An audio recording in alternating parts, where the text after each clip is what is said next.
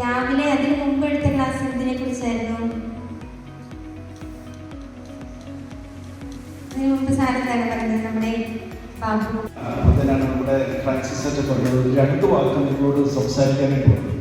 ഇപ്പം എങ്ങനെ ഫ്രാൻസിസ് അച്ഛൻ നിങ്ങൾ ഓർമ്മ പഠിക്കണമെന്നുണ്ടെങ്കിൽ, നിങ്ങൾക്ക് ഓർമ്മ നിൽക്കണമെന്നുണ്ടെങ്കിൽ, നിങ്ങൾക്ക് ക്ലാസ്സിൽ ശ്രദ്ധിക്കണമെന്നുണ്ടെങ്കിൽ, എല്ലാം നിങ്ങൾ ചെയ്യുന്ന ജോലി നിങ്ങൾക്ക് കൃത്യമായിട്ട് ചെയ്യണമെന്നുണ്ടെങ്കിൽ, കോൺസെൻട്രേഷൻ കിട്ടണമെന്നുണ്ടെങ്കിൽ എല്ലാം നിങ്ങൾ ബ്രേക്ക്ഫാസ്റ്റ് സ്കിപ്പ് ചെയ്യാൻ പാടില്ല.